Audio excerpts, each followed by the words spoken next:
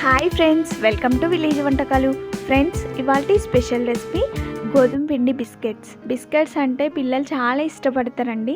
చాలా ఇష్టంగా తినేస్తారు. మీరే స్వయంగా ఈ బిస్కెట్స్ని రెడీ చేసి పిల్లలకు పెట్టారంటే చాలా హ్యాపీగా తినేస్తారండి. క్రంచీగా చాలా బాగుంటాయండి. ఈ టేస్టీ బిస్కెట్స్ని ఎలా తయారు చేసుకోవాలో నేర్చుకుందాం. ముందుగా ఒక వెడల్పాటి బౌల్ని తీసుకొని అందులో 1 కప్పు షుగర్ వేసుకోవాలి. 1 కప్పు షుగర్కి 1/2 కప్పు వాటర్ వేసుకొని షుగర్ మొత్తం కరిగిపోయేలాగా బాగా కలుపుకోవాలి. ఆ తర్వాత అందులో 1/2 కప్పు నెయ్యిని వేసుకొని బాగా కలుపుకోవాలి. నెయ్యి ఎంత బాగా వేసుకుంటే బిస్కెట్స్ అనేది అంత టేస్టీగా బాగా వస్తాయండి. చాలా క్రంచీగా వస్తాయి. ఆ తర్వాత అందులో సన్నగా కట్ చేసుకున్న డ్రై ఫ్రూట్స్ని వేసుకోవాలి. ఈ డ్రై ఫ్రూట్స్ వేసుకోవడం ద్వారా మనం తింటుంటే అక్కడక్కడ తగిలి చాలా టేస్టీగా ఉంటాయండి. ఆ తర్వాత అందులో 2 టీ స్పూన్ నువ్వులను కూడా వేసుకోవాలి.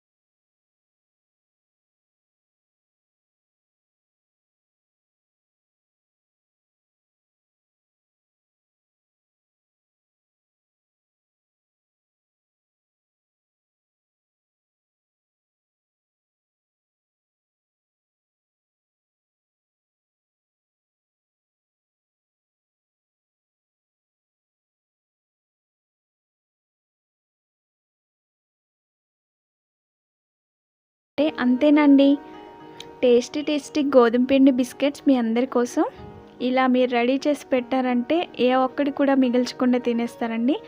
అంత బాగుంటాయి, చాలా టేస్టీగా ఉంటాయి. ఏదైనా బాక్స్లో స్టోర్ చేశారంటే 10-15 రోజుల వరకు నిల్వ ఉంటాయి.